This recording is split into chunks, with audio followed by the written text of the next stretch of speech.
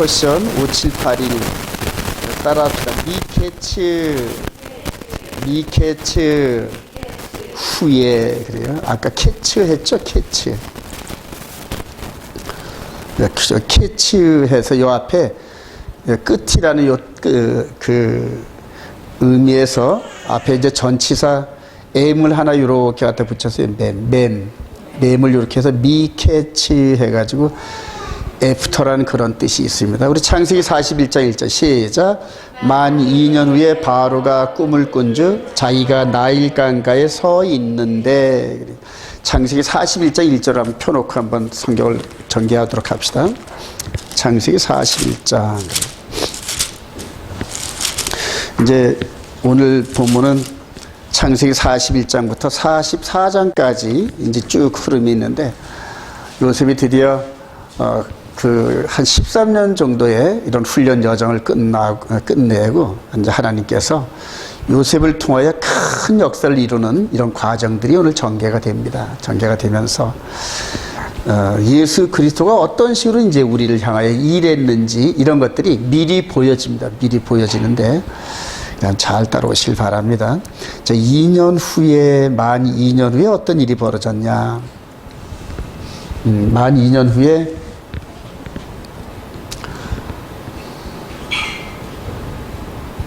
이 년 동안을 옥살이 이런 시중을 들면서 많은 정치인들을 만났을 거예요, 아마.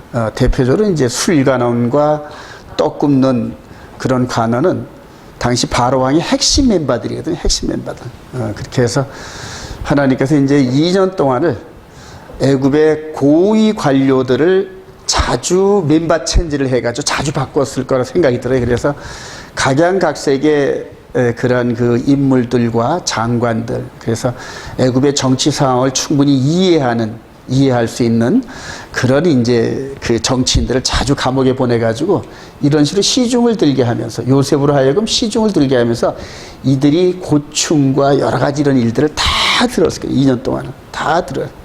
그래서 이런 무대가 바로 이렇게 바로왕이 꿈을 꾸게 해가지고 총리로 발탁해서 일을 할 때 6조를 전부 다 그 애굽의 모든 관리들을 한눈에 내려다볼 수 있는 그런 미리 교육을 이렇게 시켰다, 그런 생각이 들어요.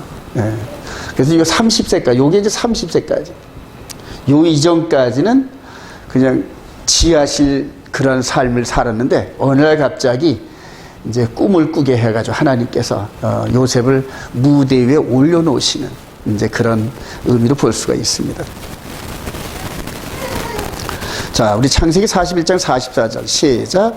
바로가 요셉에게 이르되 나는 바로라 애굽 온 땅에서 내 허락이 없이는 수족을 놀릴 자가 없으리라 하고, 그가 요셉의 이름을 사브낫 바네아라 하고, 또 온의 제사장 보디발의 딸 아스낫을 그에게 주어 아내로 삼게 하니라. 요셉이 나가 애굽 온 땅을 순찰하니라. 요셉이 애굽왕 바로 앞에 설 때 30세라. 그가 바로 앞을 떠나 애굽 온 땅을 순찰하니. 그래서 창세기 41장을 읽으면서 이 부분을 쭉 읽을 때 요셉이 이제 무대에 올라서서 전격적으로 이렇게 일을 시작할 때가 몇 세다?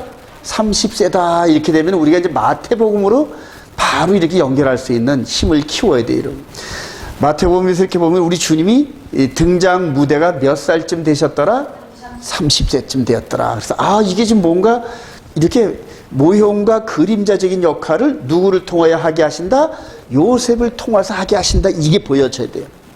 그래서 이스라엘 백성들이 이런 토라 포션을 매번 해가지고 평생 돈을 돌고 돌아가지고 이제 예수만 소개를 하면은 저들이 금방 그렇게 그 하나님의 거룩한 백성으로 변화되는 그런 축복이 있어요. 자, 우리 주님께서 이 침례 요한의 침례 요한을 통해서 물속에 들어갔다 나오면서 뭐가 임하더라? 비둘기 같은 성령이 쫙 임하는데, 그래요. 요때 이게 요 30세 이전까지는 뭘 하셨을까? 우리 주님께서 보편적으로 아버지 요셉과 마리아와 동생들을 이렇게 거느리고 섬기는 이제 그런 일들을 이렇게 하는 걸로 보여집니다. 자, 근데 30세가 돼서 광야에서 외치는 소리가 나타나고 막 회개하라 회개 바람이 불고, 그리고 이제 우리 주님이 요단강에서 침례를 받는 이런 장면들이 마태복음에서 이렇게 나오죠, 여러분들. 그런 것들이 전부 다 이렇게 요셉을 통하여서 일하시는 하나님과 이렇게 매칭을 볼 수 있는, 매칭을 할 수 있는 시야가 열려야 됩니다. 자, 누가복음 3장 21절, 백성이 시작.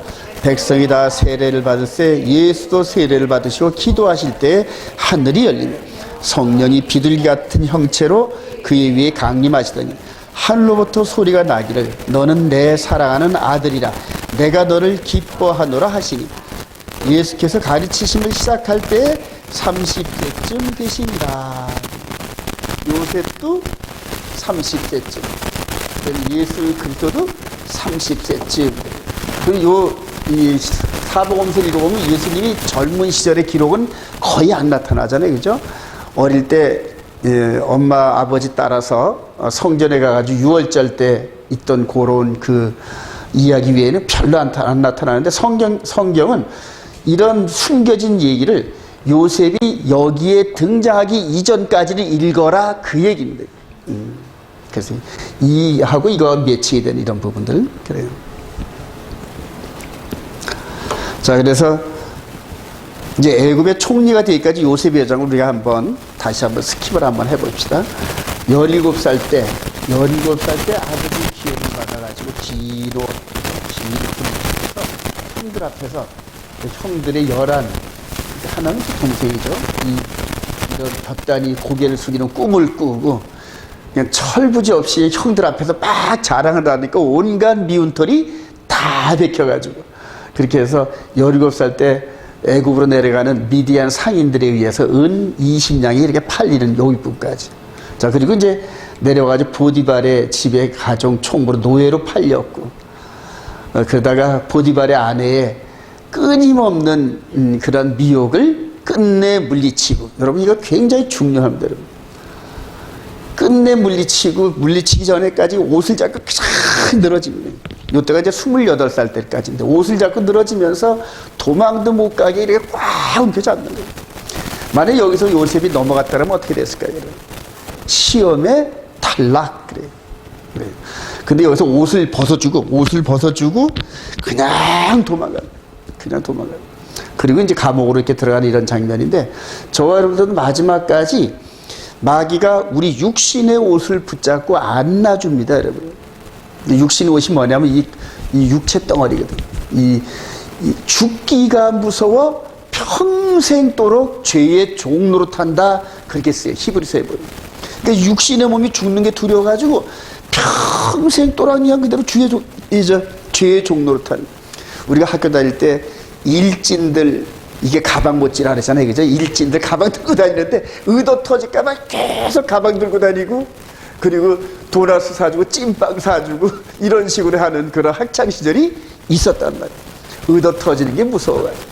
마찬가지로 마귀한테 우리 죽는 게 무서워서, 먹고 사는 게, 병 들고 죽고 하는 이런 것들이 무서워가지고 의가 뭔지 정의가 뭔지 알면서도 죄의 종이, 저와 여러분들이 그랬다니.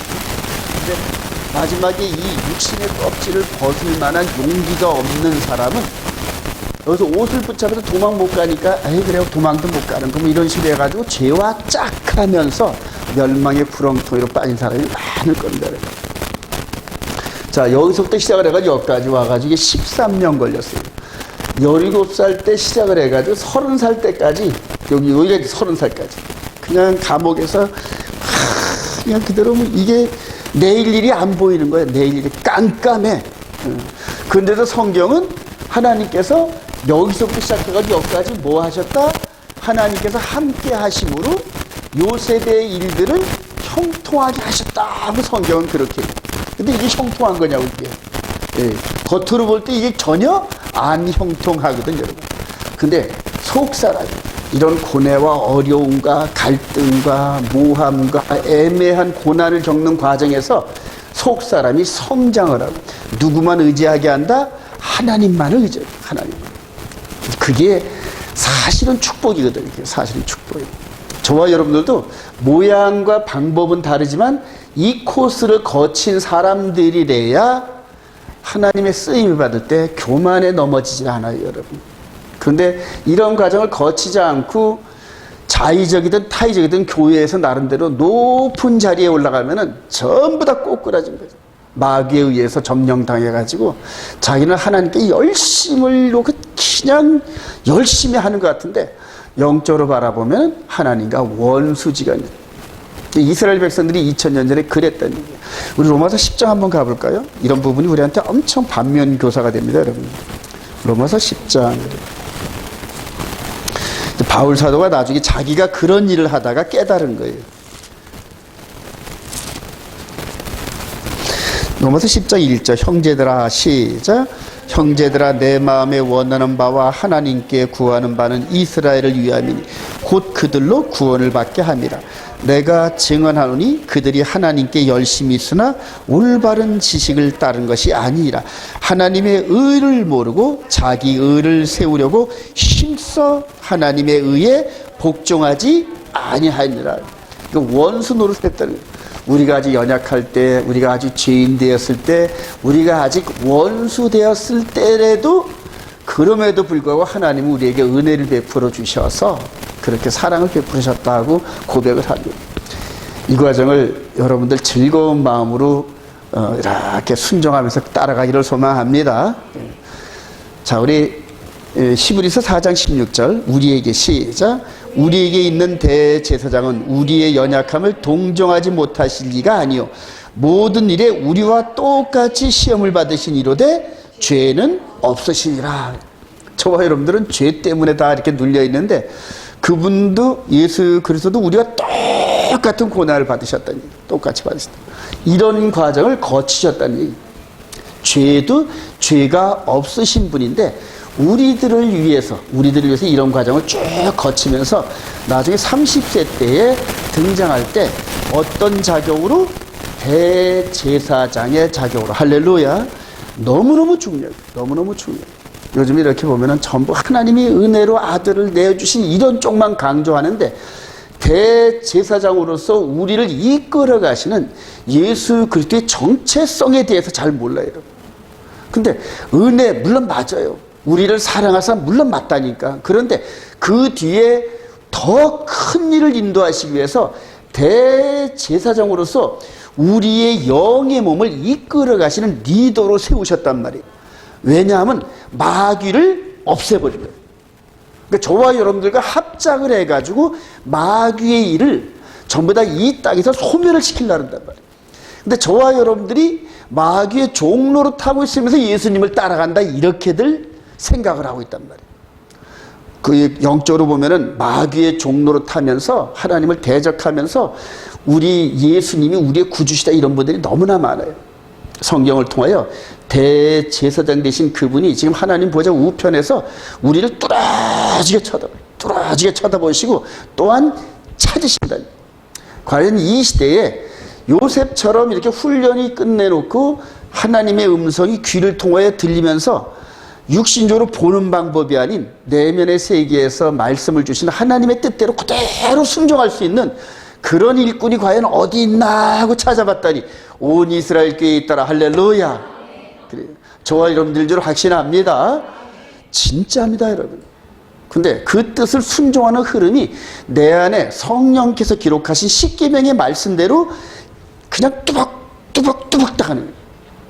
여기서 17살 때부터 시작을 해가지고 30살 될 때까지 뭔진 잘 모르지만은 주어진 여건 속에서 올바른 게 무엇인지 판단하면서 미혹에 안 넘어간단 말이에요. 안 넘어간다.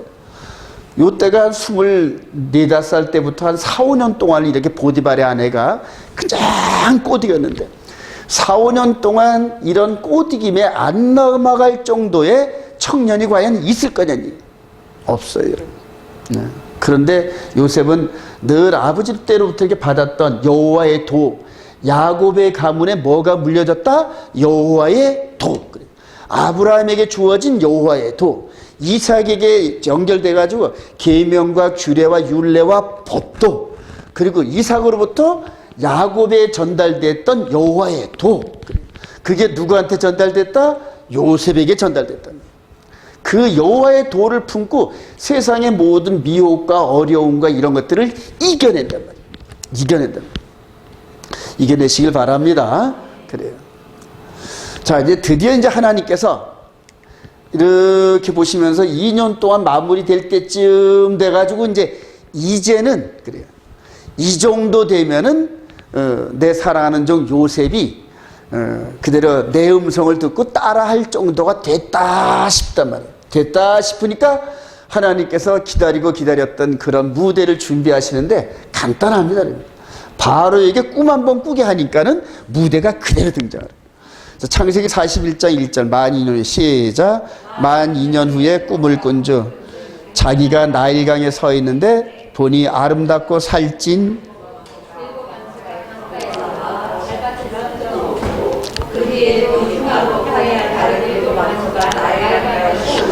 나일강가에 서 있더니 그 흉하고 파리한 소가 그 아름답고 살찐 7소를 먹은지라 그래요.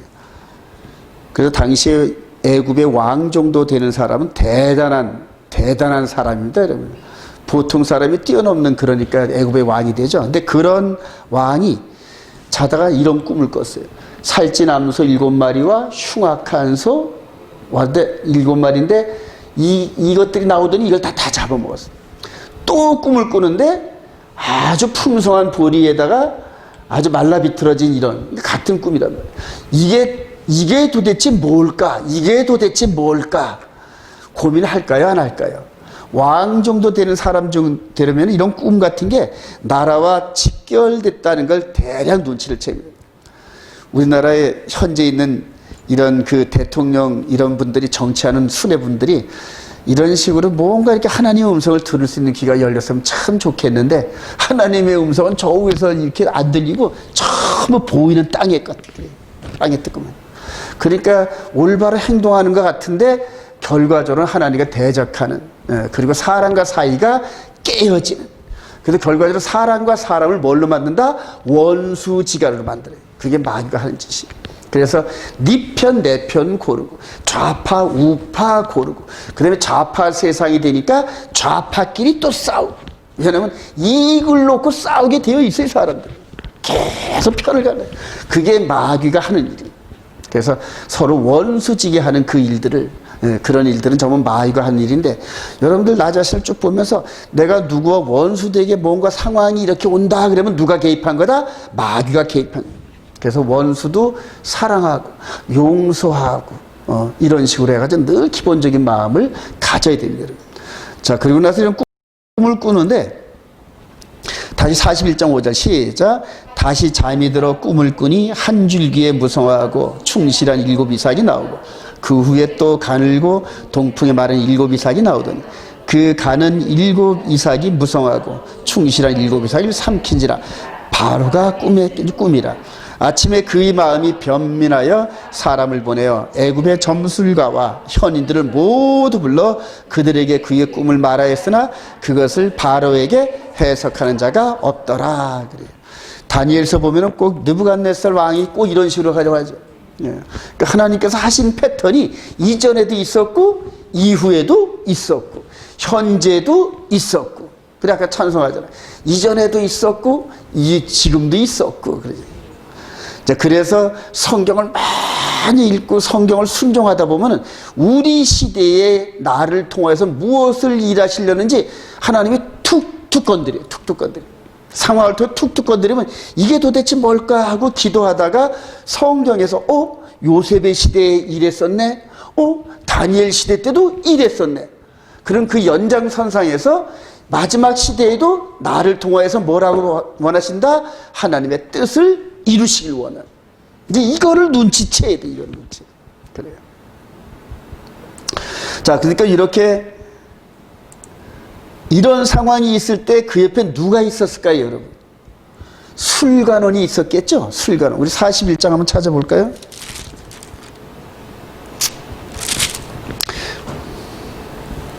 사실 요셉을 이제 불러드리기 전에, 자, 우리 41장 9절. 술 맡은 관원장이 시작.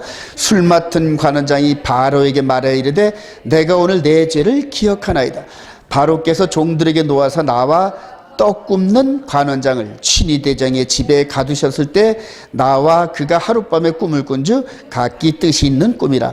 그곳에 친위대장의 종된 히브리 청년이 우리와 함께 있기로 우리가 그에게 말하며 그가 우리의 꿈을 풀되 그 꿈대로 각 사람에게 해석하더니 그 해석한 대로 되어 나는 복직되고 그는 매달렸나이다. 그래요.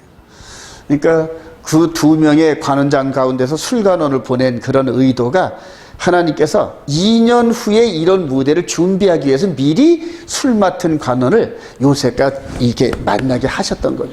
이제 이런 과정들을 여러분 유념하시기 바랍니다. 자, 그래서 불러와가지고 41장 39절 시작. 요셉에게 이르되 하나님이 이 모든 것을 내게 보이셨으니 너와 같이 명철하고 지혜 있는 자가 없도다. 너는 내 집을 다스리라. 내 백성이 다 내 명령에 복종하리니 내가 너보다 높은 것은 내 왕자뿐이라. 그래요. 이거를 다 성경을 기록하려면 너무 많이 걸려가지고 많이 시간이 맑아서 여러분들이 읽어왔으려니 하고 넘어가는 겁니다 지금. 자, 그래서 드디어 이 요셉을 애굽의 총리로, 이런 과정들이 이제 우리 보면은 중국의 그 춘추전국 시대 때 보면은 이제 그런 일들이 나타나요. 각 열왕들이 인재들을 구해가지고 나라의 살림을 맡기려고 인재들을 두루 구하는 이제 그런 과정들이 있어요. 그래서 나라의 정책과 현재 자기 나라에 맞는 여러 가지 정책을 물어보고 맞는 그런 대안을 내놓는 사람에게 이제 국무총리 자리 같은 이런 것들을 막 주더라고요. 우리 중국이 동양에서도 이제 그랬어요. 여기 애굽에서도 그랬어요. 그래서 7년 풍년과 흉년에 대한 이런 그 꿈하고 딱 들어맞고, 그 다음에 그런 모든 것들을 어떻게 해결할 것인가 대안 제시까지 일사천리하게 쫙 얘기를 하는 거 보니까 높은 데서 낮은 데로 뭐가 흐르듯이 물이 흐르듯이 자연스럽게 나이 30에 얼굴 잘생겼지, 말주변 좋지, 하나님의 은혜에 얼굴이 충만하지. 그러니까 애굽왕이 아주 홀딱 반했어야죠. 그래서 반지를 내주면서 총리를 내세우는 그런 장면이 저기다 나옵니다. 총리가 돼요. 그 어제까지는 감옥다리에 더벅머리 죄수였는데 오늘 아침에 오늘 보니까 애굽의 총리로 등극하더라. 하루 아침에 올라서요. 하루 아침에. 근데 저와 여러분들도 이런 흐름이 있기를 소망합니다. 지금 이런 위치에 있으니까 여러분들 혹시 세상에서 돈 많이 벌고 어디 높은 자리 이런 거 혹시 생각하시는 거 아닌지 모르겠어요. X입니다. 지금 X입니다. X입니다. 저와 여러분들에게 육신적인 힘이 아닌 영적인 힘을 받기를 소망합니다. 말씀을 통해 영분별의 은사를 받으면서 애통해하고 죄에 물든 이 세상 가운데서 기도하고, 그 다음에 넘어진 사람 보면은 불쌍한 마음이 펑펑펑펑 들어야 돼요. 사마리아 그 의인같이. 그래서 병자를 불쌍히 여기고 이웃을 돌볼 수 있는 이런 속 사람의 마음이 사랑으로, 그냥 사랑의 즙으로 쭉쭉쭉쭉 떨어져야 돼요. 어제 보니까 누구 만두 먹는데 그 안에 육즙이 뚝뚝뚝 떨어진다고 맛있대요. 근데 저와 여러분들은 사랑의 즙이 뚝뚝뚝 떨어지기를 소망합니다. 성령의 은사랍니다. 성령의 은사. 저도 늘 이거 고민하면서 이스라엘 앞으로 하나님 무대를 열어주시면은 여러 물질과 인재도 필요하다 이렇게 생각을 하면서, 그런 가운데서도 거기에 구성원들이 세상에 보이는 육신적으로 감당할 수 없는 성령의 지혜와 능력과 은사를 받아야 되는구나, 그렇게 느꼈어요. 저와 여러분들이 그런 은사를 받기 소망합니다. 인원이 적더라도 그런 은사를 받은 사람들이 가서 벤야우다 거리에서 찬양을 하다 무릎을 꿇고 기도하고 두 손을 두고 기도하면 그냥 하늘과 땅이 진동을 하더라. 할렐루야. 성령이. 그런 은혜를 받는 게 바로 애굽의 총리로 올라선 요셉 같은 그런 의미란 말이에요. 그래서 그런 은사를 사모하시길 바랍니다, 여러분.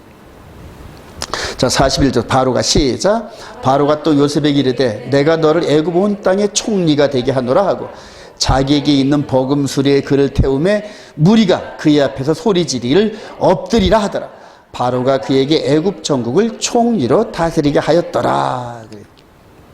그래서 그 후로 이제 풍년 동안에 이렇게 정리하는, 모든 것들을 정리하는 이런 장면들이 이제 나옵니다.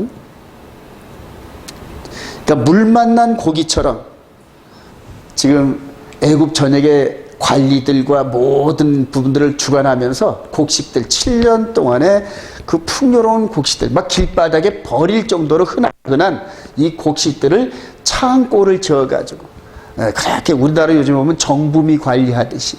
근데 현대 과학으로도 정부미가 한 2, 3년 이렇게 관리하다 보면 막 못 쓰잖아요.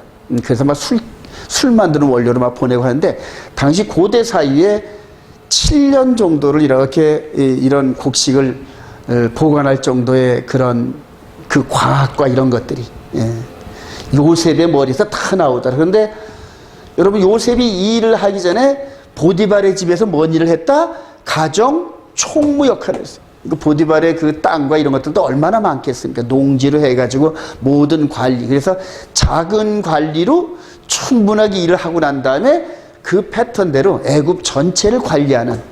그러니까 하여튼 모든 어렵고 힘든 여정이 장차 꼭 필요한 그런 훈련들을 다 시키신 거예요. 저와 여러분들이 혹시 지금 어려운 거 이런 게 있으면은 장차 하나님께서 나를 사용하시려고 미리 지금 훈련시키시는구나 그렇게 생각하시기 바랍니다. 그래요. 자, 그리고 나서 이렇게 여기서 이제 이 모습을 이렇게 보이는데 17살 때 이 모습이에요. 아버지 집에 있을 때도 긴 옷을 입으면서 목축업이나 실제 손으로 일하는 것이 아니라 머리로 일하는 이런 훈련을 늘 받아왔는데 그래요. 그러니까 13년 후에 이후에도 이런 식으로 애굽에서 똑같은 일을 하는 거예요. 장자의 일을. 그래요. 어릴 때부터 보면 될성 싶은 나무는 뭘 보면 안다? 떡잎부터 안다. 그래요. 그리고 요즘 이렇게 보면 우주가 하는 일을 보면은 앞으로 주의 쪽에 부흥사 될 것 같은 느낌도 든다. 그래요. 자, 이제 드디어 이제 생활이 안정되니까 7년 풍년여 어간 동안에 이제 보면 한 4, 5년 지난 것 같아요. 3, 4년, 4, 5년 지냈을 때 바로왕이 이렇게 보니까 혼자 독처하는 것이 보기가 안 좋아가지고 뭐를 중매를 들고 장가도 보내고 그리고 아예 타양에서 온 이 요셉이 혹시 땀만 품고 고향으로 돌아갈까봐 그냥 정착할 수 있는 이런 여건들을 허락하는 거예요. 44절 시작. 바로가 요셉에게 이르되 나는 바로라 애굽 온 땅에서 수족을 놀릴 자가 없으리라 하고 그가 요셉의 이름을 사브낫 바네아라 하고 또 온의 제사장 보디바라의 딸 아스낫을 그에게 주어 아내를 삼게 하니라. 요셉이 나가 애굽 온 땅을 순찰하니라. 그래서 성경을 그대로 수평적으로 읽어보면 그냥 결혼했네 이 얘기인데 이걸 이제 구속사로 그 다음에 히브리 뿌리 토라로 여러분들 공부한 사람들은 이 요셉이 누구다? 장자. 그래. 따랐다. 장자. 베코라. 장자가 이방 땅에 와가지고 뭘 했다? 결혼을 했다. 그래요. 야곱도 이방 지역에 가서 아내를 구했다. 그래요. 요셉도 이방 지역 가서 아내를 구했다. 그래요. 그래서 어제 그 주석을 읽어보니까 이 보디발의 아스낫이 나중에 애굽에 있는 바알신을 버리고 요셉이 섬기는 여호와 쪽으로 개종을 했다. 이제 이런 식으로 또 얘기도 하더라고요. 근데 우리나라 지금 현재 지금 청년들 잘못하면은 여자 무신론자하고 결혼하면은 무신론자한테는 넘어가더라. 그래요. 그러니까 신앙 좋은 청년이 무신론자 아내를 얻으면은 이렇게 끌고 들어와야 되는데 되려 그쪽으로 넘어간단 말이에요. 그래요. 여담이지만 참 의미 있는 얘기입니다. 자, 창세기 41장 50절 시작. 흉년이 들기 전에 요셉에게 두 아들이 나되 곧 온의 제사장 보디발의 딸 아스낫이 그에게서 낳은지라. 요셉이 그의 장남의 이름을 므낫세라 하였으니 하나님이 내게 내 모든 고난과 내 아버지의 온 집을 잃어버리게 하셨다 하며 차남의 이름을 에브라임이라 하였으니 하나님이 나를 내가 수고한 땅에서 번성하게 하셨다 함이라. 그래서 여기서 등장하는 게 이제 에브라임이 등장하는 이렇게. 요 므낫세는 잊어버렸다. 에브라임 갑절의 축복 이런 의미가 있어요. 그러니까 요셉이 12아들 중에 장자. 성경은 이 12아들 중에 누가 장자가 될 것인가 궁금하잖아요. 그래서 루벤은 그 서모를 이렇게 통관함으로 탈락이 돼버리고, 그리고 그게 누구한테로 갈까? 요셉한테로 가서 아들 므낫세에게 갈 텐가 아니면 누구에게, 에브라임에게 갈 텐가 궁금해져야 됩니다, 여러분. 근데 나중에 요셉은 므낫세한테 장자권을 이렇게 일수인계 하려고 했는데, 야곱은 누구한테 머리에 오른손을 얹었다? 에브라임에게 얹습니다. 그래서 에브라임이 그대로 장자권의 계승자가 돼가지고 역사가 이제 뿜어져 내려갑니다. 계속 뿜어져 내려가면서 나중에 에브라임 지파의 여로보암이 북이스라엘을 10지파를 이끌고 가가지고 솔로몬 왕 아들 르호보암 시대 때에 북이스라엘을 창건합니다. 그래서 여로보암을 에브라임을 통하여서 이스라엘이 계속 전개가 됩니다. 그래서 이스라엘 하면은 북이스라엘 그리고 남방 유다 해와서 두 왕국이 갈라져 가지고 막 치고받고 싸우는 게 그게 열왕기 상하의 이스라엘의 역사입니다. 근데 이스라엘의 그 역사가 너무 길어. 열왕기 상하, 역대 상하를 읽으려면 너무 많이 이게 긴 것 같아. 그러면 어디를 읽는다? 요셉하고 10명의 형들이 싸운 거 그거 읽으면은 그거와 똑같이 대자비야. 이스라엘의 역사가 대자비라니까. 조금 범위가 클 뿐이지 기본 핵심은 똑같아. 그러면 결론은 12형제가 쌈박질하니까 어디로 쫓겨난다? 애굽으로 쫓겨난단 말이야. 마찬가지로 이스라엘과 유다가 서로 쌈박질하니까 어디로 쫓겨난다? 이방 지역으로 쫓겨난단 말이야. 그래. 그러면 이 12지파가 애굽으로 쫓겨나가지고 4대 만에 돌아올 땐 누구를 통하여 데려 나온다? 모세와 여호수아를 통하여. 이게 육신의 예법이란 말이에요. 그리고 나서 또 다윗과 솔로몬 시대 때 하나님한테 범죄해가지고 두 나라를 찢겨버리고 싸움을 하니까 또 이방적으로 어떻게 합니까? 끌려가잖아요. 북이스라엘을 끌고 간 그 막대기가 아수르고, 남방 유다를 이방으로 끌고 간 막대기가 뭐다? 바벨론이란 말이에요. 이해가 되시나요, 여러분? 자, 그리고 이 이스라엘과 유다가 다시 돌아올 때는 누가 하나가 되게 해가지고 뒤로 나온다? 메시아란 말이에요. 메시아. 그래요. 이해가 되시나요? 그래서 모세 때는 육신의 예법으로 육신을 가나안 땅으로 데리고 돌아오는 이것이 이 복음이고, 예수 그리스도 안에서 북이스라엘 남방 유다 12지파가 다시 돌아오는데 어떤 몸으로 돌아온다? 몸으로 돌아온다. 영의 몸으로. 이해가 되시나요? 그래서 이거를 생명의 성령의 법이다.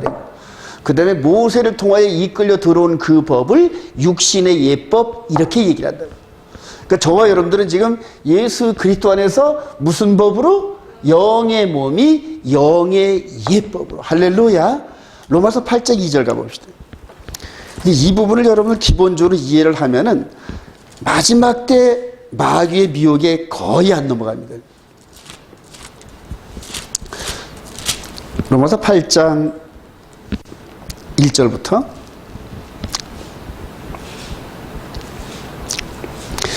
우리 7장 21절 그러므로 시작. 그러므로 내가 한 법을 깨닫노니 곧 선을 행하기 원하는 나에게 악이 함께 있는 것이로다.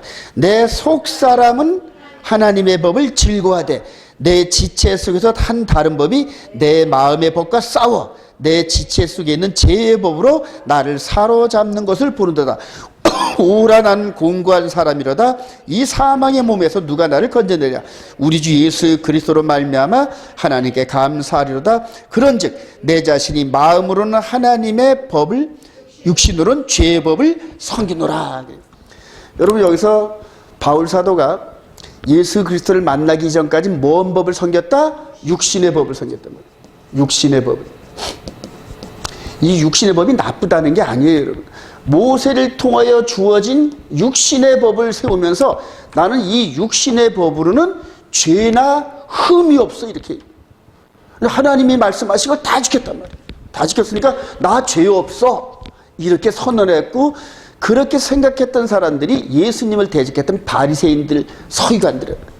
그러니까 이 껍데기, 이 육신의 법은 이 겉몸의 예법이란 말이에요. 근데 이 육신의 법, 이 부분이 하나님 말씀을 순종했다 하더라도 이 속에 영의 몸은 뭐가 남아있다?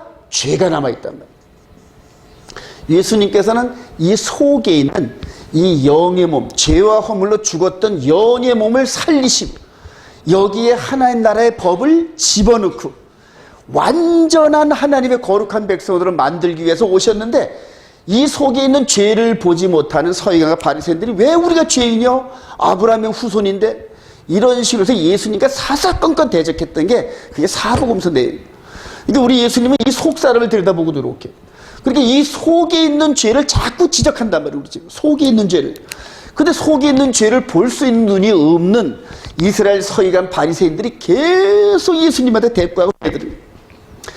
바울 사도도 거기에 선두주자였단 말이에요. 내가 죄가 없는데 왜 죄가 있다는 거야? 이런 식으로 해서 하나님의 예수님의 말씀을 대적했었거든. 근데 나중에 다메섹에서 속 사람이 열리는 빛보다 더한 빛을 만나면서 그 빛이 이 안에 확 들어왔어.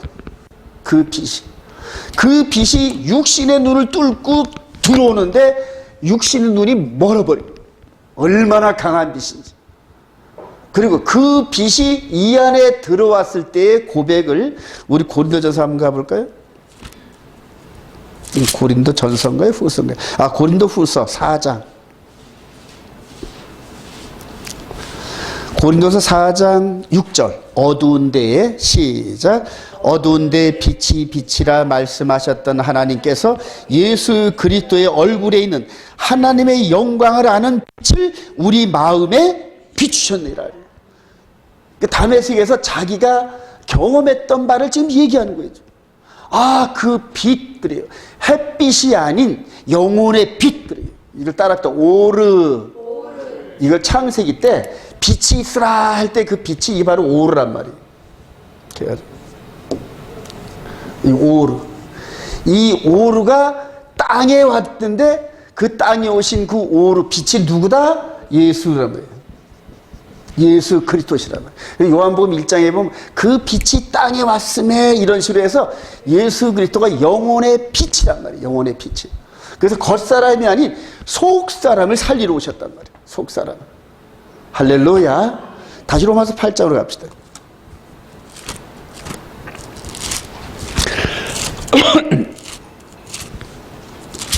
이제 7장에서는 이제 두 마음, 그래서 겉에 있는 마음과 속에 있는 마음을 설명한 바울 사도가 8장 1절 시작. 그러므로 이제 그리스도 예수 안에 있는 자에는 결코 정죄함이 없나니 이는 그리스도 예수 안에 있는 생명의 성령의 법이 죄와 사망의 법에서 너를 해방하였습니다. 율법이 육신으로 말미암아 연약하여 할 수 없는 그것을 하나님은 하시나니 곧 죄로 말미암아 자기 아들을 죄 있는 육신의 모양으로 보내어 육신의 죄를 정하사 육신을 따르지 않고 그 영을 따라 행하는 우리에게 율법의 요구가 이루어지게 하려 하심이라. 할렐루야. 그래서 육신의 예법을 따르면서 그게 완전한 줄 알았던 착각했던 바울 사도가 속 사람이 깨닫는 생명의 성령의 법을 깨닫고 나서는 오호라 나는 공부한 자로다 이 속에 있는 사망의 몸을 어찌할꼬 울적거리고. 이걸 여러분들이 볼 수 있기를 소망합니다. 여러분들 마음 안에 있는 죄를 볼 수 있는 눈이 열려야 돼요, 여러분. 그래서 마음으로 범죄한 게 눈에 보이고 우와 이대로 내비두면 지옥 갈 수밖에 없는데 그걸 깨달아야 되거든요. 근데 지옥 갈 수밖에 없는 이 속 사람을 예수님이 십자가에서 흘리신 그 보혈이 뚝뚝뚝뚝뚝뚝 떨어진다. 이거를 우리 주님이 흘리신 그 보혈의 피를 마음으로 믿으면은 그 보혈의 피의 공로가 내 마음 안으로 뚝뚝뚝뚝뚝뚝 떨어져. 예. 그래요. 이해가 되시면 아멘.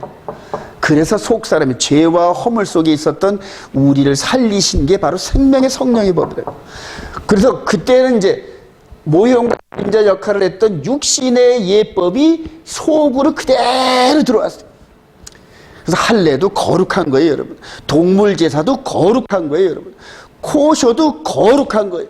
근데 완전 거룩한 게 아니란 말이에요. 그 완전한 거룩함으로 예수 그리스도를 통해 이 안에 들어왔던 그 생명의 성령의 법을 순종하는 게 그게 완전한 거룩함이다. 할렐루야. 그리고 그 안에 있는 자들에겐 더 이상 정죄함이 없어요. 그 안에 있는 자들. 요 안에 우리 속 사람이 예수 그리스도의 보혈의 은혜로 덧입고 성령과 함께 가는 그 사람한테는 더 이상 정죄함이 없단 말이에요. 이전까지는 이 껍데기 법을 지키던 이들에게 예수님께서 볼 때 그 죄를 지적한단 말이에요. 그 죄를 자꾸 지적한단 말이에요. 근데 이제 속 사람의 법으로 순종한 백성들한테는 더 이상 죄가 없단 말이에요. 이해가 되시면 아멘. 그래요. 그래서 저와 여러분들이 이 속 사람의 법을 지키다 보면 나중에 계명과 예수의 보혈의 피의 은혜를 덧입으면은 마음으로 먹는, 마음으로 생각하는, 계획하는 이런 모든 것들이 깨끗해지면서 누구와 닮아간다? 하나님과 닮아간다. 할렐루야. DNA가 하나님과 닮아간다. 그러면서 이렇게 세상을 보면 악하고 이것을 해결하시려는 하나님과 예수 그리스도의 사역이 눈에 띄기 시작해요. 그리고 이 시대에 그런 악한 것을 어떤 식으로 이끌어 가시면서 소멸하고 마귀를 소멸할 것인가, 이게 눈에 보이면서 나를 통하여 순종을 원하시는 게 뭔지 보이기 시작해요.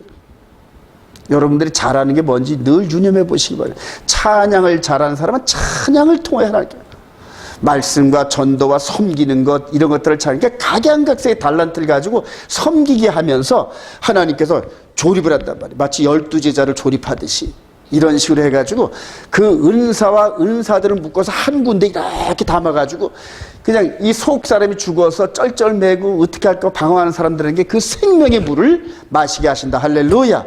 그게 교회란 말이에요. 저와 여러분들이 그런 그릇의 내용물이 되기를 소망합니다. 근데 지금 일반 교회에서는 이런 부분의 이해가 충분하지 않아가지고 잘못 이해해서 하나님께는 열심히 있어요. 여러분, 열심히 있어요. 아주 보통 열심히. 이 바리새인들과 이들도 하나님께는 열심히 있단 말이에요. 근데 하나님이 주신 그 오리지널 영의 예법, 영의 몸이 섬기는 그 예법을 이해를 못해가지고 마귀한테 전부 넘어가서 마귀의 도구가 되는 거예요. 전부 다. 지금 이 시대에 그런 분들이 너무너무 많아요. 거의 다란 말이에요. 자, 이렇게 성경의 흐름을 잘 깨닫기를 소망합니다. 에프라임, 므낫세. 그래서 13년 동안의 이런 모든 고생과 억울함과 이런 것들을 잊게 하셨다는 게, 므낫세라는 게 잊어버린다, 이런 뜻이에요. 잊어버린다. 옛 과거를 잊어버리시길 바랍니다. 예, 그리고 이제 에프라임, 충만함으로 하나님께 주신 것을 기대하세요. 자, 이제 풍년의 기간이 끝나고 이제 7년 흉년이 시작됩니다. 우리 41장 53절 시작. 애굽 땅의 7해 풍년이 그치고 각국에는 기근이 있으나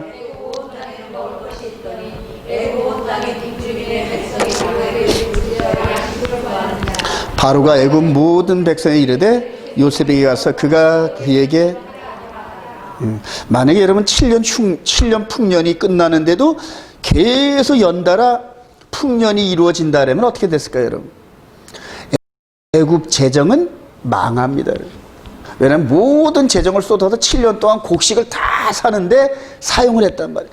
그런데도 계속 풍년이 들어서 쌓아놓은 양식이 필요가 없다. 그러면은 망할 거 아닙니까, 여러분? 근데 드디어 예고대로 7년 흉년이 딱 시작되고, 그리고 곡식을 저장한 애굽과 요셉의 관할 안에 있는 그 지역만 곡식이 있어요. 다른 지역은 바짝 마르게 했어요. 하나님께서 하시는 그 패턴이 마지막 때도 있을까요, 없을까요, 여러분? 동일하게 있어요, 여러분. 동일하게 있습니다. 자, 드디어 땅이 갈라지고 가물어지기 시작해서 농사가 그대로 막 폐농이 되고 그럽니다. 50절 시절 온 지면에 기근이 있음에 요셉이 모든 창고를 열고 애굽 백성에게 팔세. 애굽 땅에 기근이 심하니 각국 백성도 양식을 사려고 애굽으로 들어와 요셉에게 이르렀으니 기근이 온 세상에 심함이었더라. 우리 계시록 6장부터 이렇게 보면은 7인이 나오는데 첫 번째 인이 뛰면서 흰말탕자가, 두 번째 전쟁, 그 다음에 질병, 사망, 기근, 뭐 이런 식으로 막 나옵니다. 이제 그런 흐름이 이런 식으로 7년 풍년, 흉년 이런 부분하고 연관이 되어 있습니다.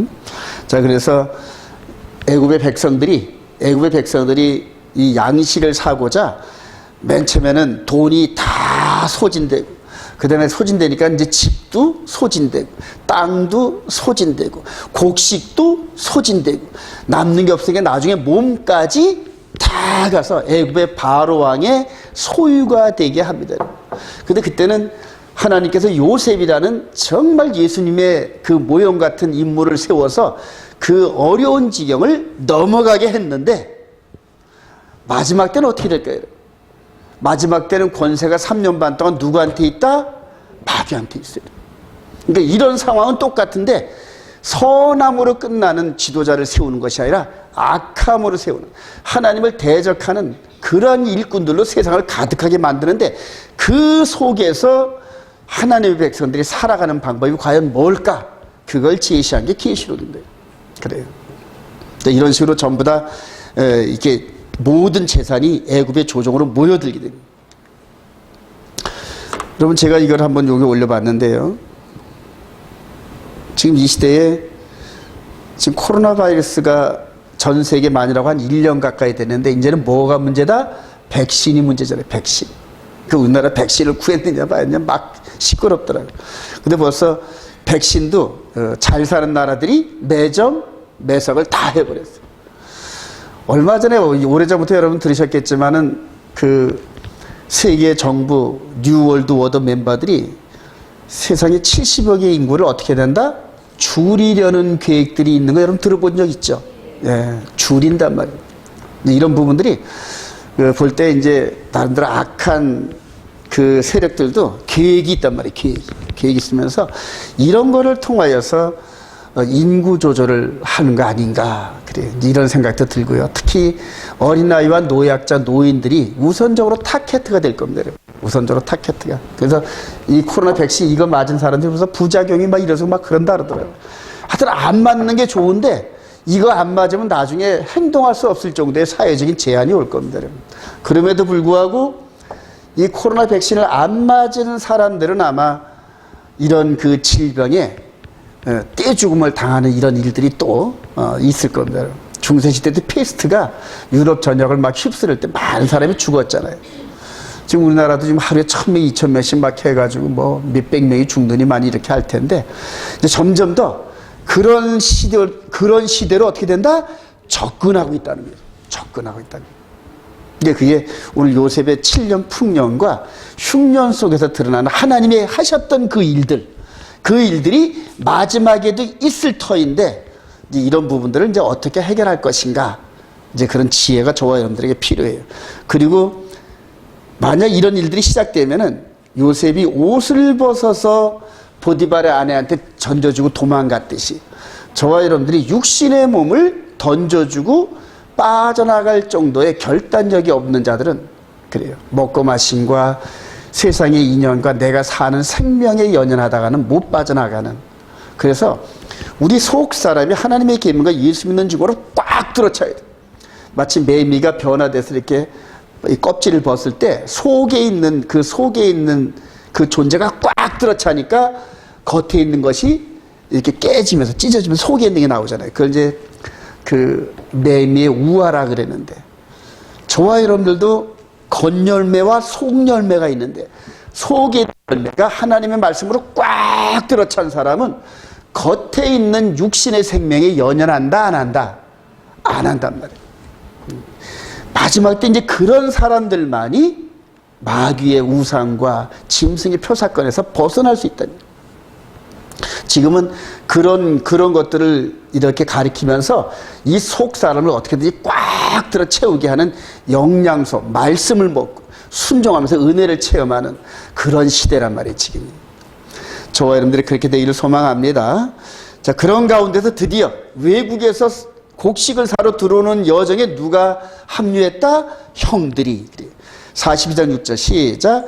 때에 요셉이 나라의 총리로서 그 땅 모든 백성에게 곡식을 팔더니 요셉의 형들이 와서 그 앞에서 땅에 엎드려 절하며, 요셉이 보고 형들인 줄 아나 모르는 체하고 엄한 소리로 그들에게 말하 이르되 너희가 어디서 왔느냐?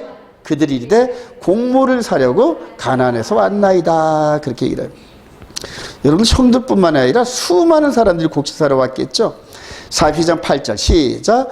요셉은 그의 형들을 알아보았으나 그들은 요셉을 알아보지 못하더라. 요셉이 그들에게 대하여 꾼 꿈을 생각하고 그들에게 이르되 너희는 정탐꾼이라 이 나라의 틈을 엿보려고 왔느라 하고 이제 그러면서 뭘 생각했다? 꿈을 생각했더니 이 상황이 그래요. 여러분들 보면은 살다 보면은 어떤 상황이 보면 예전에 꿈꾼 거하고 비슷한 그런 상황이 나타나죠. 그럴 수도 있어요. 지금 요셉이 17살 때 꾼 꿈을 지금 22년이 지나서 40살이 됐을 때 번개처럼 그 꿈이 스쳐 지나가는 거예요.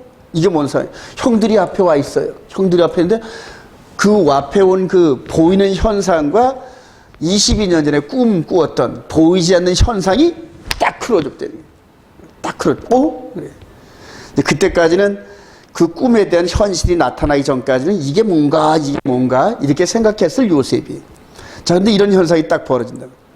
자, 그러면서 여기서 요셉이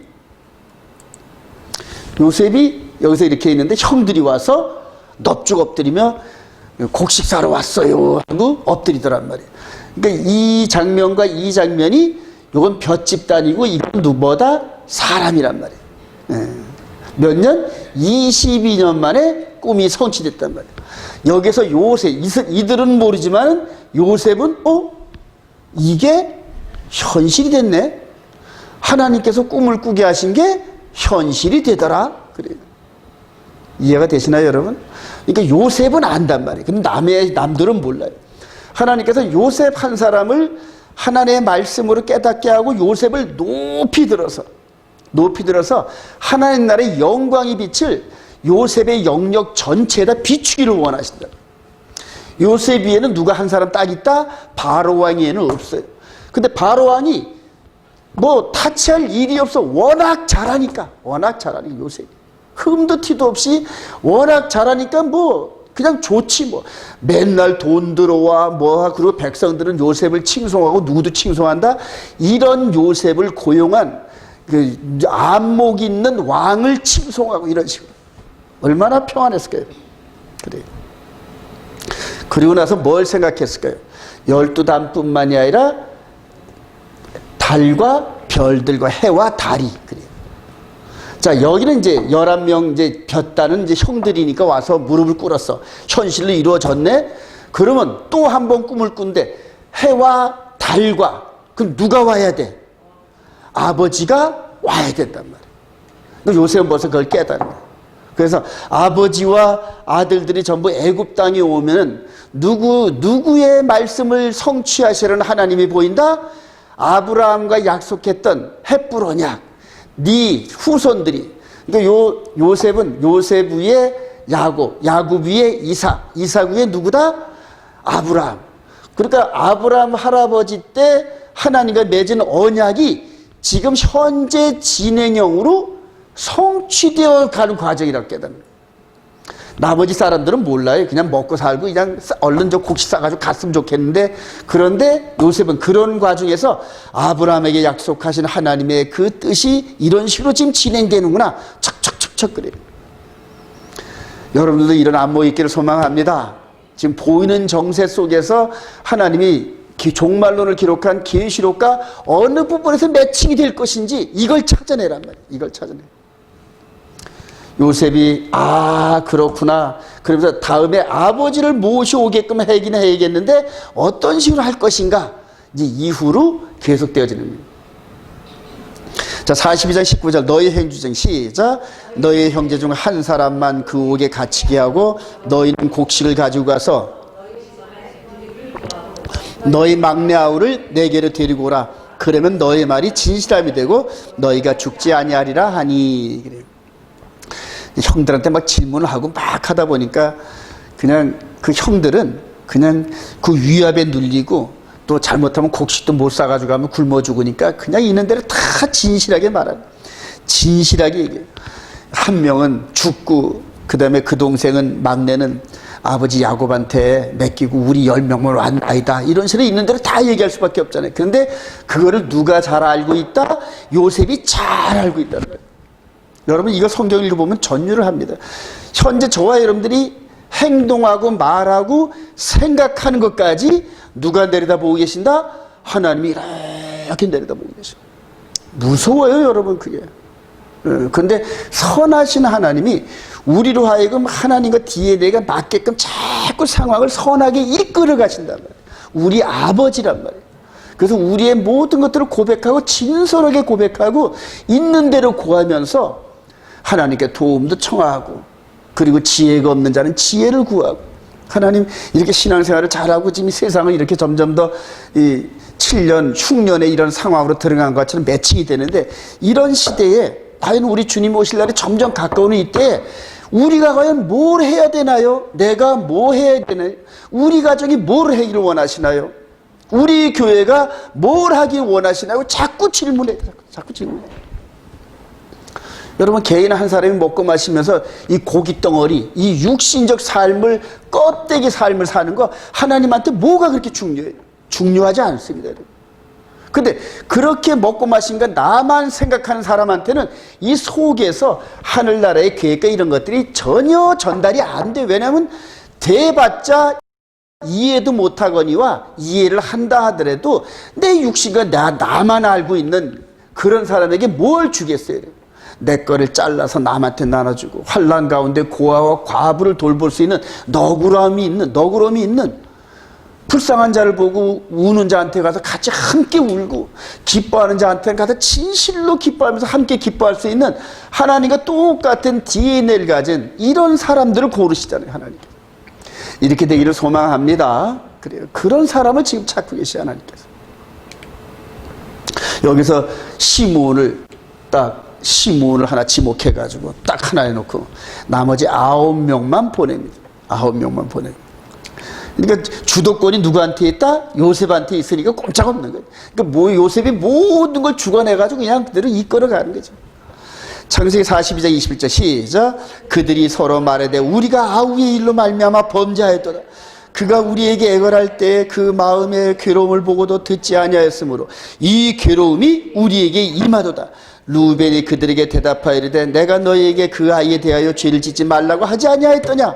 그래도 너희가 듣지 아니하였느니라. 그러므로 그의 핏값을 치르게 되었도다 하니 그들 사이에 통력을 세웠으므로 그들은 요셉이 든 줄을 알지 못하였더라. 형제들이 긍정적으로 변했나요? 부정적으로 변했나요? 긍정적으로 변해요. 22년 동안에 어쨌든 마음고생을 하게 하면서 좋은 방향으로 이끌어갔어요. 서로 다 니 탓 내 탓 한 게 아니라 가슴이 찔려. 그 17살짜리 그 녀석을 애굽에 내려가면 종살이 하면 거의 99%는 죽는데 그 죽는 자리에 이렇게 내주면서 그 끌려갈 때 그 애절한 모습을 우리들이 애써 외면하고 돈이나 쉬고 있었던 우리들 아니냐. 근데 그런 것들이 10명의 형들의 마음에 계속 자리 잡으면서도 누구한테 바른 말을 못하는 거예요. 아버지 야곱에게 바른 말을 했다가 난리 나는 거죠. 난리 나고. 그러니까 서로 말을 못하니까 그 죄가 각 사람 마음 가운데 스며들어가지고 그냥 썩은 거예요. 그래도 일말의 양심의 가책이 있으니까 이렇게 돼가면서 그래요. 근데 그들 사이에 통력을 세웠으므로 그들은 요셉이 듣지. 그걸 옆에서 다 듣고 있는 거예요. 어떻게 듣는다? 이런 식으로 듣고 있다. 예. 이렇게 해가지고 이 형제들끼리 9명이 지금 막 얘기하는데 옆에서 모른 척 하고 이렇게 듣는데 다 들어요. 다 듣고 있는 거예요. 아, 형들이 변했구나. 그래요. 많이 변했구나. 긍정적으로 변했구나. 그래요. 그랬으면서 이 요셉이 혼자서 이렇게 했으면 어떻게 했다? 울먹 하늘을 이렇게 쳐다보면 하나님 그동안 이 형들이 미워가지고 그냥 이것들 한번 걸리기만 하면 그냥 칼을 갈았고요. 감옥에 있을 때까지 그 마음이 날카로웠다는 얘기. 근데 하나님께서 애굽의 총리를 세워놓고 몇 년 지나면서 그 풍요로움과 이런 것들을 하면서 애까지 나타보니까 이전 것을 잊어버리니까 므낫세 했더니 그 순간에 용서하고 잊어버렸다. 형들의 과오를 잊어버렸다 하면서 므낫세들. 얼마나 이 17살 때 끌려와가지고 14년 동안 마음이 아팠을까요? 근데 그때만에 형들을 앞에 갖다 놨더라면 이런 일들이 있을까 없을까요? 의도 터지라고 볼일 못 보는 거지. 그래요. 이런 것들을 처음 생각해 보세요. 그래서 하나님의 높은 쓰임을 받는 자들은 너그러운 마음을 갖고 상대의 허물을 그럴 수밖에 없었겠지 뭐. 그러다 보니까 그렇겠지. 그 저한테 하는 소리 같아 꼬지. 그래요. 제가 지금 이런 부분에서 요즘에 많이 애를 씁니다. 그냥 너그러운 마음을 가지려고 애를 쓰고 넓은 마음을 가지려고 애를 쓰고 그럴 수밖에 없었겠지. 뭐 철이 없었으니까 그랬겠지. 그래요. 모르니까 그럴 수밖에 없었겠지 하고 이제 그런 식으로 이렇게 많이 애를 쓰고 했는데 아직 문화세까지는 안 되는 거예요 이게. 예. 문화세까지 되려면은 풍요로운 게 있어야 되는데 이스라엘이 열리고 거기에서 이스라엘 워낙 그동안 기도했던 그런 것들이 이루어지면서 예루살렘에 세운 선교센터에 수많은 사람들이 들어오고 하면서 막 은혜를 받고, 왜냐면 그때는 성령으로 은혜를 받는다. 할렐루야. 이제 그러다가 옛사람들이 나도 모르게 은혜 받는 자리에 들어오다가 나를 탁 보면은 원래 그거를 목표로 해서 계속, 그러니까 나머지는 미처 이해를 못하니까 제가 다 말을 할 수가 없었어요. 왜냐면 이해를 못하니까. 그러니까 혼자서 계획하고 혼자 달려가는데, 그래요. 그걸 이해 못하는 사람들이 뒤에서 수군수군하다가 저들끼리 작당을 해가지고 넘어지는 이런 사건들인데 마음이 얼마나 아픈지를 몰라요. 마음이 얼마나 아픈지. 근데 그게 이제 예루살렘에 가서 선교센터로 이렇게 해가지고 많은 일들이 벌어질 때 이렇게 그들이 올 거라고 그때 딱 벌써 생각이 스치더라고요. 그래서 아, 이런 일이 시작하는구나 하고. 그래서 하나님이 나를 이 이스라엘로 이렇게 보내셔가지고 이렇게 하시겠다 이런 계획이 더 굳어지더라고요. 말씀의 흐름 따라. 그래요. 여기서 한번 우리가 한번 볼까요? 우리 히브리서 4장 12절 한번 봅시다. 여기서 이제 이런 과정을 보면서 히브리서 기자가 이렇게 고백을 합니다.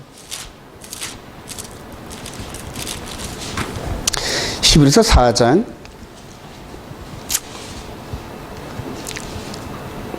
우리 11절부터 그러므로 시작. 그러므로 우리가 저 안식에 들어가기를 힘쓸지니 이는 누구든지 저 순종하지 않은 본에 빠지 않게 하려니라. 하나님의 말씀은 살아있고 활력이 있어 좌우에 날선 어떤 검보다도 예리하여 혼과 영과 및 관절과 골수를 찔러 쪼개까지 하며 또 마음의 생각과 뜻을 판단하니 지으신 것이 하나도 그 앞에 나타나지 않음이 없고 우리의 결산을 받으신 이의 눈앞에 만물이 벌거벗은 것 같이 드러나느니라. 이게 장차 하나님 앞에서 우리가 속에 있는 마음들을 이실직고 하는 장면들로 보이는 게 이실직고. 늘 저와 여러분들이 이런 삶을 사시길 바랍니다.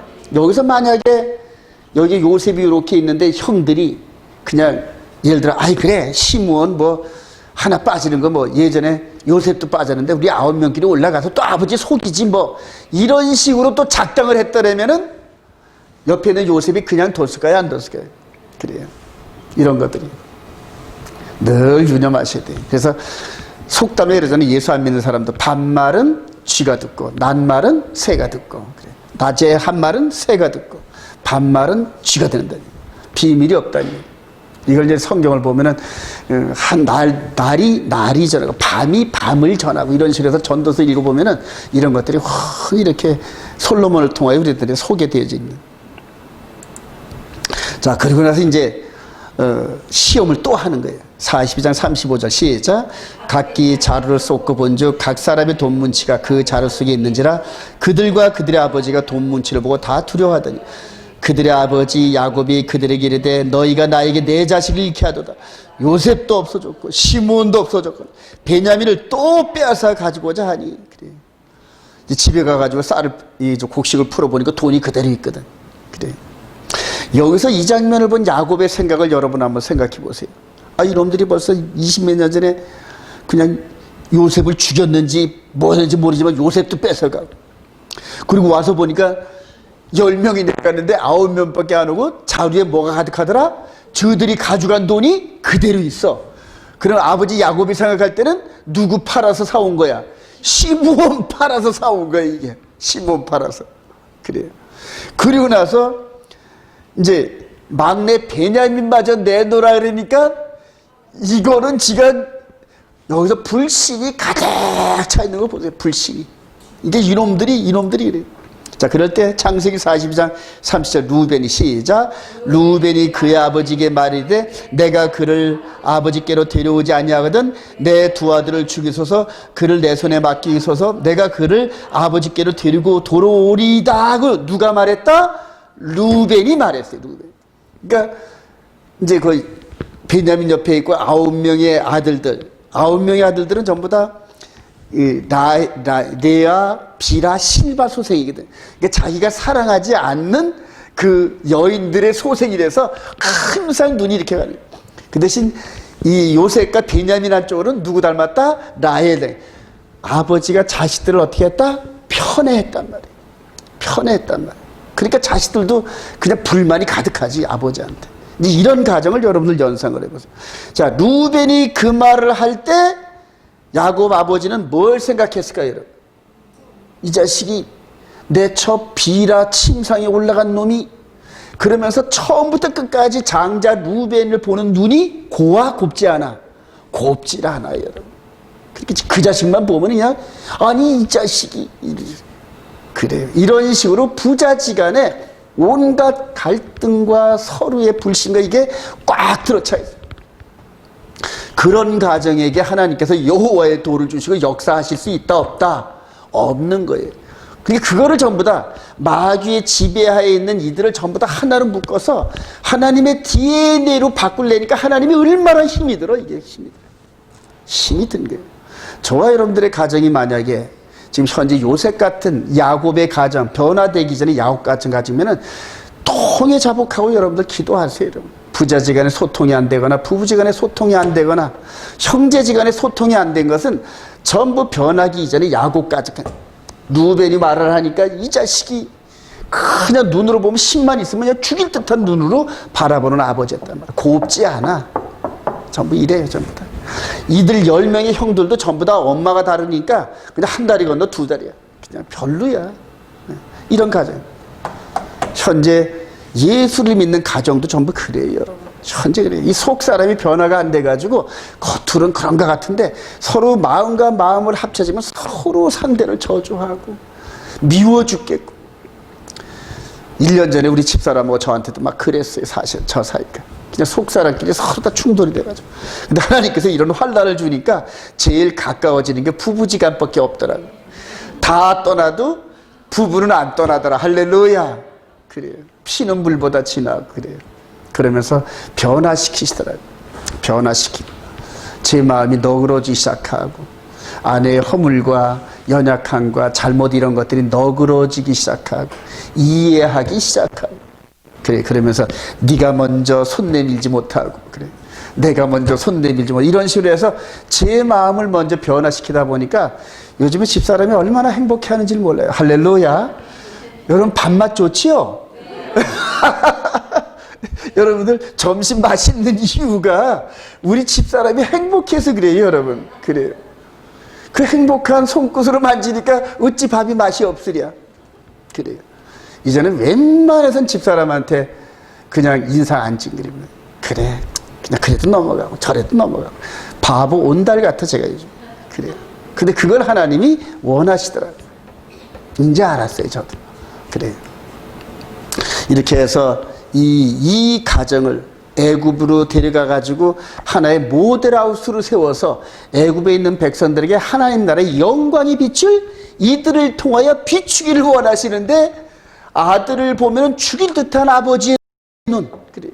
형제들을 볼 때 의심이 가득 찬 눈, 이런 가정을 애굽에 갔다가 이게 하나님 나라의 백성의 집이여 하고 그렇게 내놓으면, 상품으로 내놓으면 사갈 사람이 있다 없다? 한 사람도 안 사요. 이런 모델하우스를 누가 사가겠어? 안 사간단 말이에요. 마지막 때 예수 그리스도 안에서 이스라엘과 이방인이 연합된 하나의 모델하우스를 예루살렘에 세우셔서 열방 가운데 휘젓고 이게 하나님의 백성들의 모습이여 오르고 비추시기를 원한다. 할렐루야. 그게 이스라엘과 이방인을 연합시키는. 속 사람이 변화된 이 사람들 외에는 연합이 불가능한 줄 알았어요. 그러려면 뭐가 같아야 된다? 말씀이 같아야 돼. 계명이 같아야 돼. 한 주, 한 성령, 한 말씀, 한 아버지. 그래. 그래서 속 사람이 변화된 그룹들이 여자와 남자와 이스라엘과 이방인 전혀 관계없이 속 사람이 말씀으로 변화된 사람들 외에는, 그래서 그렇게 변화된 자리에 아나니아와 삽비라 같이 거짓이 섞인 무리가 들어오니까 사도가 딱 바리케 듣죠. 이 속에 사악한 마귀의 흔적이 있는 사람이 그 안에 들어온다 못 들어온다 딱 막아버려요. 딱 막는 게 뭐다? 죽음이란 말이에요. 그럼 사도행전 한번 읽어보세요. 사도의 권세가 얼마나 셌는지 예수 그리스도로 말미암아 따끈따끈한 복음을 들었어요. 그리고 그 말씀들을 순종하면서 첫사랑이 가득 차 있는 그런 사도들의 눈에 사악한 모습의 부부가 딱 들어오니까 마지막 회개할 기회를 주면서 바로 말을 하니까 거짓말을 하니까 거짓의 아비는 뭐다? 마귀다. 못 들어오게 딱 막아버려. 그게 죽죠. 마지막 때 그런 권세를 주어주십니다, 하나님께서. 왜냐하면 속에 있는 이 DNA가 하나님의 사랑과 예수 그리스도의 충만하고 가득 찬 그들에게 입술의 권세를 주십니다. 그래서 사악한 자들을 그냥 말 한마디로 그냥 잘라낼 수 있는 이런 권세를 주십니다. 그래서 그때는 그들의 심판과 그들의 말이 하나님과 똑같은 모습으로 있기 때문에 실수가 없어요. 기도하고 늘 사랑 가운데 사악한 자들을 향하여 그대로 저주를 부으면 그대로 꺾으라. 무섭습니다. 그게 이제 마지막 계시록 11장의 두 증인이 그런 식으로 나타납니다. 그런 가운데 저와 여러분들이 합류하기를 소망합니다. 다듬어져야 돼요, 속사람. 정말 막내 베냐민은 어차피 할 수 없어요. 할 수 없어가지고 먹고 사는 포도적이니까. 43장 13절 시작. 내 아우도 데리고 떠나 다시 그 사람에게 가라. 전능하신 하나님께서 그 사람 앞에서 너희에게 은혜를 베푸사 그 사람으로 너희 다른 형제와 베냐민을 돌려보내게 하시기를 원하라. 내가 자식이면 이루다. 누구의 고백? 야곱의 고백이잖아요. 그냥 베냐민과 함께 22년이 사라진 요셉을 그러면서 10명의 형제들은 그냥 저놈들은 내 자식 아니야. 음자식같이 친구하면서 그냥 베냐민만 끼고 돌던 아버지의 편애가 이제 여기서 막다른 골목에서 깨지는 거예요. 그러니까 하나님께서 야곱을 깨트려야 돼요. 아버지를 깨트려야 아들들이 본받을 거예요. 그러니까 중심을 깨트려야 그 주의가 본받는 거예요. 어디 가서 지도자 노릇을 하기를 원하시면 깨지시기 바랍니다. 깨지셔야 돼요. 그래 지도자를 세우시고 내가 자식을 잃게 되면 이러려다 그러면서 베냐민을 내주고 이렇게 합니다. 안 그럴 수가 없는 상황으로 몰고 가시는 게 하나님께. 자, 그리고 드디어 형 요셉과 아우 베냐민을 만나게 하는 장면이 이렇게 나옵니다. 요셉이 제일 누구를 보고 싶어 했을까요? 베냐민을 보고 싶어 하지. 자기 엄마 라헬의 동생이니까 베냐민이 보고 싶은 거예요. 베냐민. 막내가 보고 싶은 거예요. 나머지 형들이 꼭 알리바바 도둑같이 생겼어요. 그림들이 그래요. 아직까지는 불안해, 이들이. 불안했다. 뭐 불안해.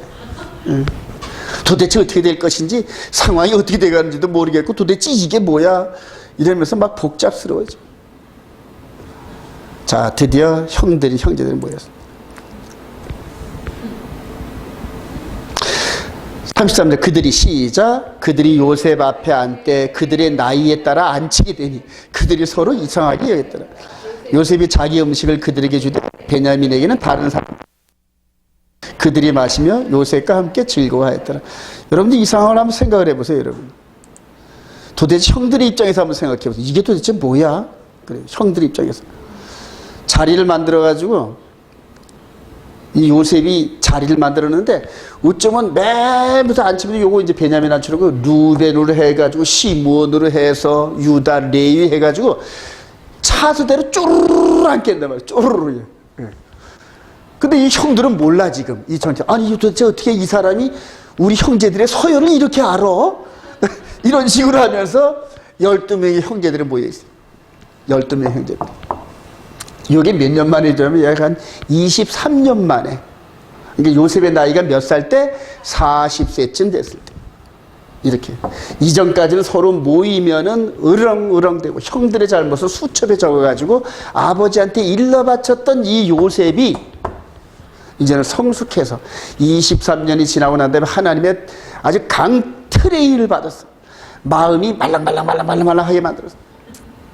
하든했던 그냥 암덩어리 같이 딱딱했던 그 마음을 하나님께서 연한 멋처럼 아주 부드러운 찰랑찰랑찰랑하는 게 뭡니까? 첼리같이 그런 식으로 만들어서 다 용납할 수 있는 주님의 마음을 본받기를 소망합니다.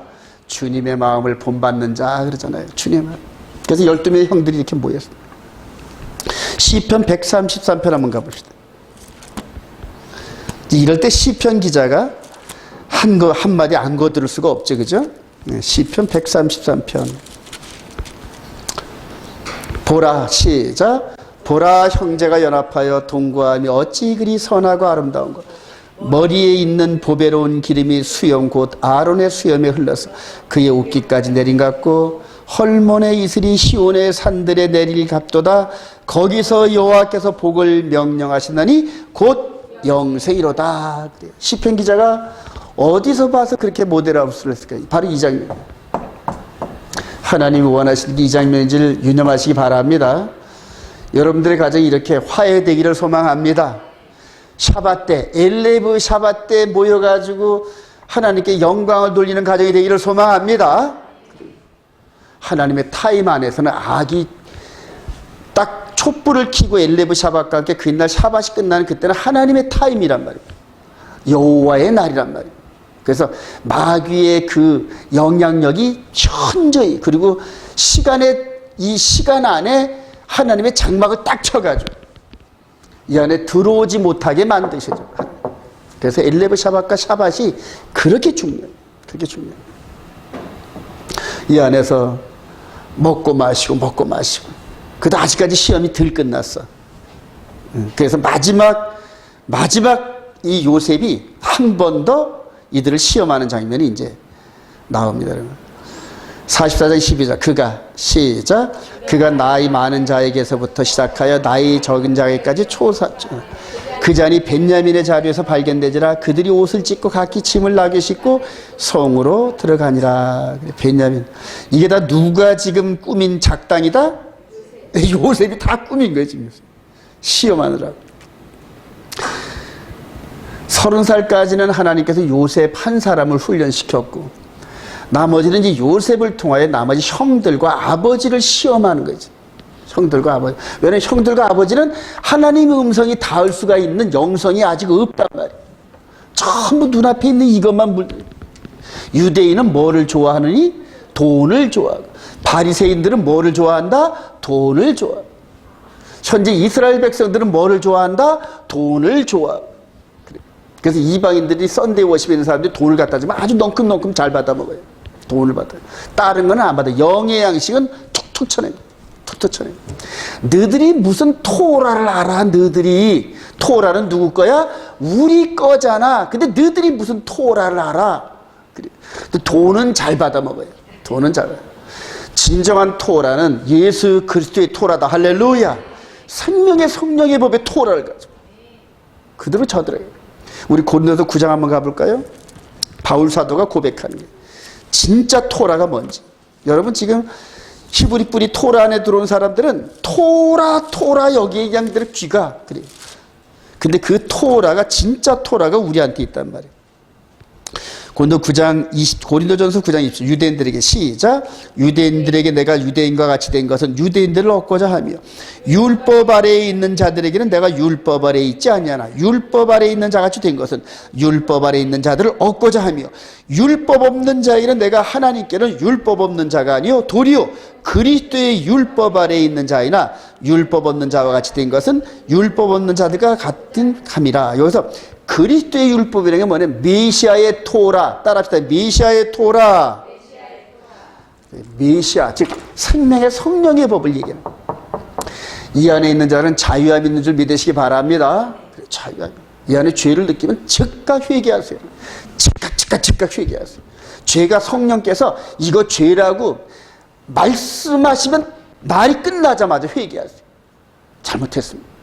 그래서 마음으로 믿어 의의 이름, 입으로 시인하여 구원의 이름. 이게 미완료로서 계속 진행되는 이름. 단회적으로 끝나는 게 아니라 저와 여러분들 생이 마감될 때까지 계속적으로 계속된다 그래서 미완료란 말이에요. 그래서 나이가 곤백살에서 바로 한 시간 후에 죽어. 내가. 근데 그 1시간 안에 마귀가 착 악한 생각을 집어넣어. 탁탁탁탁. 그게 영적 전쟁.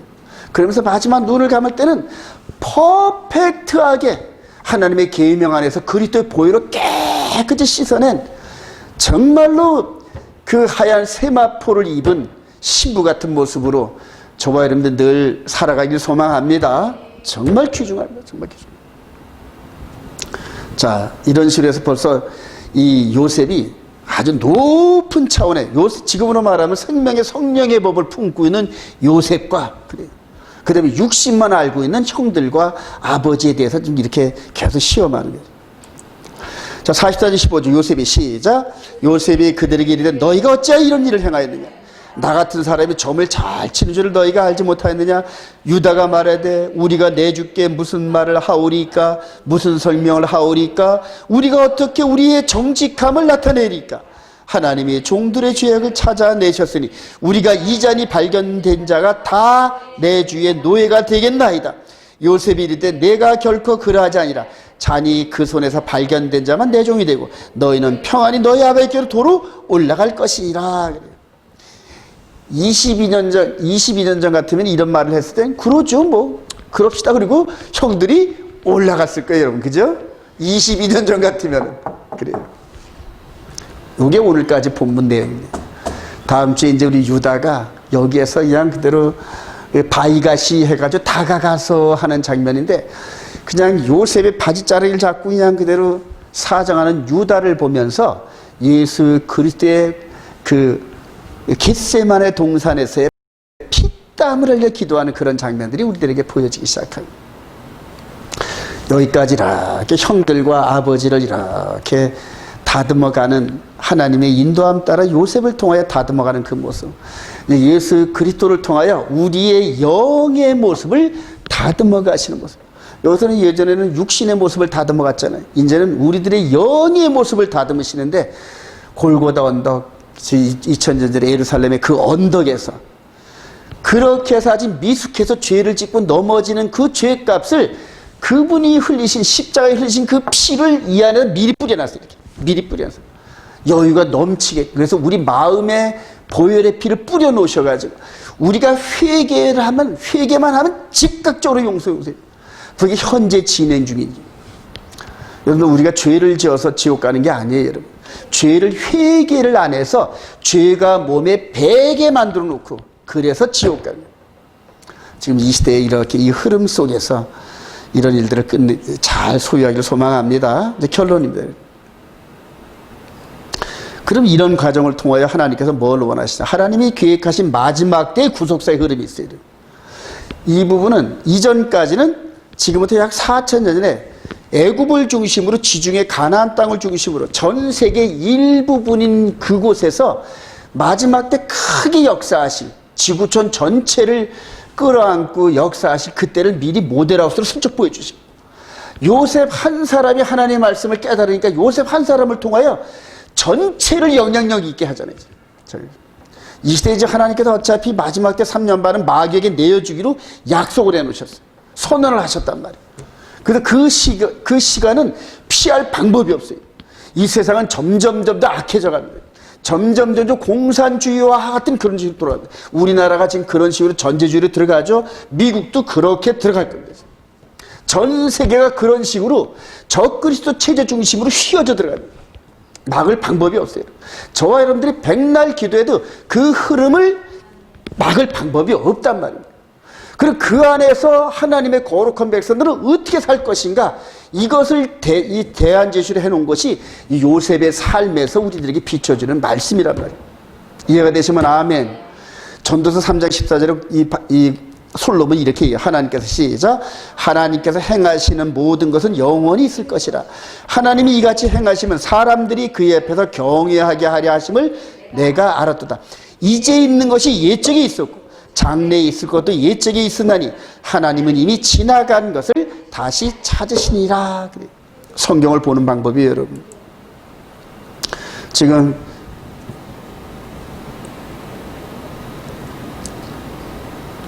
4,000년 전에 중동 땅, 애굽 땅 지역에서 이렇게 먹는 곡식을 가지고 하나님께서 하나님의 경륜을 펼치셨어요. 여러분. 마지막 때 이런 질병과 이런 것들을 전 세계를 일순간에 장악할 수 있는 이런 여러 가지 방편을 통하여 그때는 요셉이라는 선한 일꾼이 있었는데 이때는 적그리스도라는 아주 악한 존재가 상황은 비슷한데 등장인물이 다르단 말이에요. 그런데 적그리스도가 지배하는 그 시대에도 누가 지배하신다? 그 위에 예수와께서 지배하신다. 할렐루야. 우리는 그분의 명령을 따라가는 거예요. 네. 그래서 육신의 예법을 두려워하지 않고 영의 예법으로 이 세상을 영적으로 비추는 사람입니다. 저와 여러분들의 일거수일투족이 이 속사람을 통하여 하나님을 아는 지식을 가득 채운 우리를 통하여서 이 어두울 때 이렇게 세상이 불안하고 어둡고 할 때 말씀의 흐름을 통하여 해석해주고 하나님이 인도하시는 길을 뚜벅뚜벅 간단 말이에요. 그래요. 사람들이 저와 여러분들의 착함을 보고 저 사람이 가는 길이 천국길 같아 이렇게 느낄 정도가 되기를 소망합니다. 정말 힘들어요. 모함도 많습니다. 의롭게 살고자 하는 자는 핍박을 겸하여 받고 애매한 모욕도 받아가면서 애매한 욕도 얻어가면서 오해를 받으면서 그렇게 살아가요.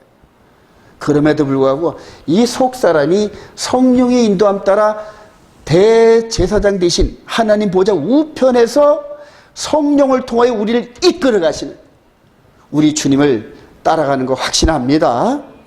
지금 이 시대에 그래요. 지금. 마지막 말씀 구절 한번 읽고요. 고린도전서 3장 9절. 우리는 시작. 우리는 하나님의 동력자들이요 너희는 하나님의 밭이요 하나님의 집이니라. 내게 주신 하나님의 은혜를 따라 내가 지혜로운 건축자와 같이 터를 닦아두면 다른 이가 그 위에 세우나 그러나 각각 어떻게 그 위에 세울까를 조심할지니라. 4,000년 전에 요셉이었습니다. 2,000년 전엔 바울 사도를 통하여서 이런 동일한 지혜를 주셔가지고 동일하게 이끌어가시고 그때 바울 사도님께 하나님은 우리는 하나님의 동력자들이요. 이걸 영어로 For we are co-workers in God's service. 하나님의 하시고자 하시는 그 일에 대하여 우리가 동업자라는 뜻이에요. 동업자. 하나님은 눈에 안 보이셔요. 그런데 그분의 일거수일투족대로 우리를 이끌어 가시는 대로 따라가는 우리를 통하여 하나님이 손이 보이고 어떤 때는 하나님의 눈이 보이고 하나님의 팔이 보이고 그걸 동력자로 얘기하는 거예요. 마지막 시대에 정말 하나님의 영광을 드러내면서 요셉 시대, 바울 시대 그리고 우리 시대 하나님의 쓰임받는 일꾼들이 되시기를 주님의 이름으로 축원드립니다. 찬양하십시다.